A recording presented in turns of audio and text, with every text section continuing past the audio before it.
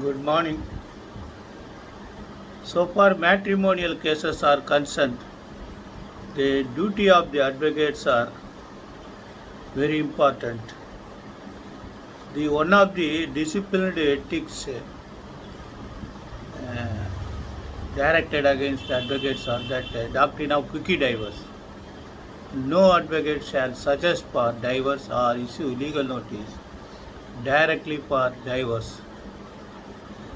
There should be the legal notice must be in mediatory or conciliatory manner. Unfortunately, the upboil law graduates without proper standard of educations are overbreed. Those who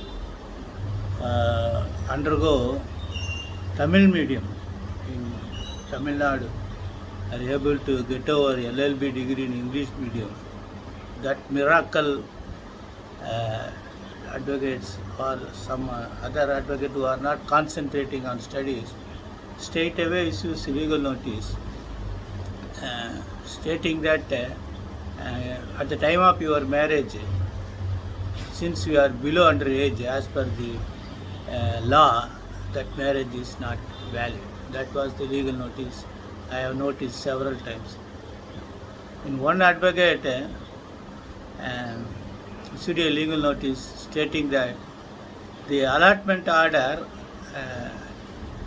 contains name of the wife down showing wife of so and so. The advocate issues a legal notice stating that the husband is also co-owner of the property. And this is what happening. To understand the concept of minority at the time of marriage, a fantastic judgment was given. I want you all should go through that judgment armed with your legal armory.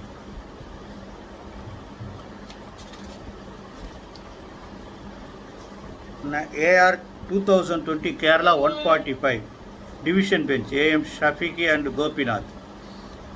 Vilasini versus Prasanna Family Court Act Section 7(1) Hindu Marriage Act 5 and 11. The husband who married the petition before family court subsequently got appointment and thereafter developed illegal intimacy with another lady and married her and successfully recorded her name as his legally wedded wife.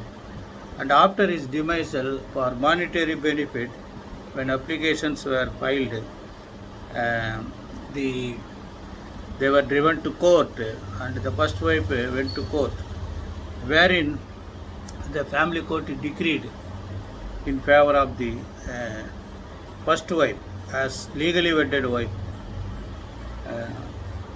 The said marriage was held on 24/2/1974. Male child also born. Then this is relating to family court.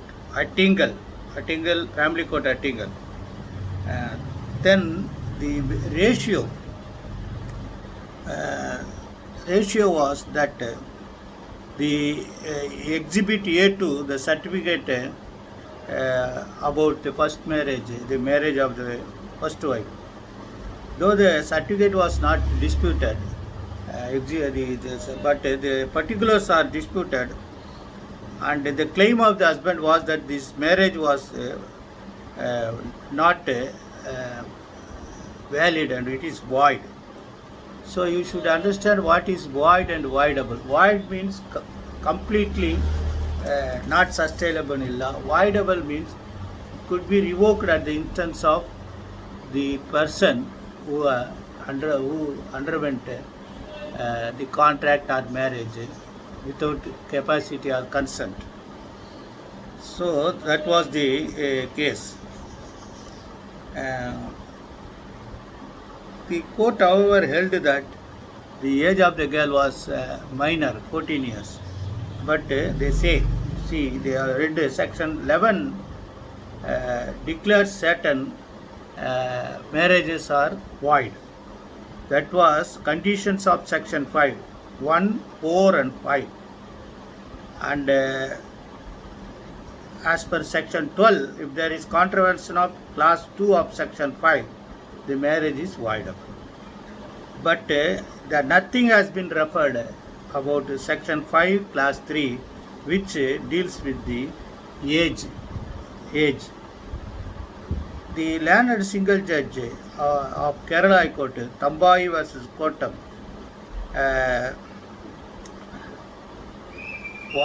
despite the fact that the age of the girl was below the prescribed standard, but still the marriage was good. Apex Court also, its most important judgment, Leela Gupta versus Lakshmi Narayanan, AR 1970 SC 1315, a similar view was taken. There they say the legislation was in better mind to prescribe the age limit for valid marriage and section, but all conditions are not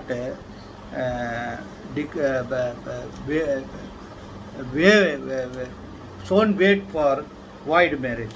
So by a careful reading of section 5 and section 11, the Kerala High Court very concept has been introduced that even if the age of the minor girl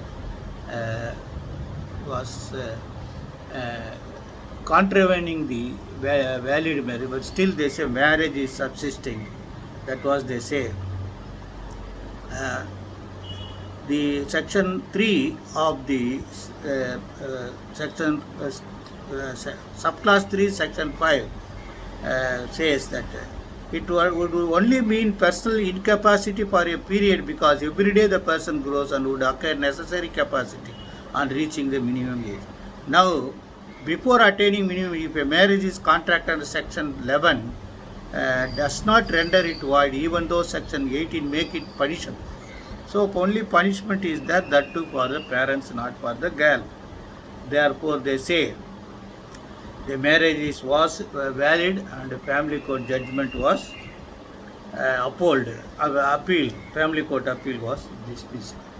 So I think I made it clear that again I reiterate and say that as a duty-bound lawyer, a responsible man to the society and to the Constitution, to uphold the system of law, to submit the sovereignty of our Constitution. Doctrine of equidivorce should be strictly followed, given an opportunity for both the spouse, whoever approaches you, to reconcile matter. I used to give 4 or 5 days, unless and until emergent is there, then I will give only protection for them, so that their emergent contingent danger be avoided. But I will give time, 5 days. See, in my case, a girl was forcibly evicted by her husband, and the litigations are pending. And due to Deepavali, he is already leading in another illicit relationship with a married lady. On eve of Deepavali, he went to her house and asked her to come out, but when she refused, he slapped her. But instead of lodging complaint against her husband, she left him free, because when he slapped her, he understands that her husband is powerless, that was not giving any pain. That much of motherlyhood feeling will always be existing with the woman. Therefore, there is every possibility of reconciliation. I therefore request you all to give an opportunity. We can earn money from so many sources, but not by disturbing the society and the family, which is nothing but our cultural soil, which should be always perishable. We should fertilize the land. Hope best of wishes. Namaskar.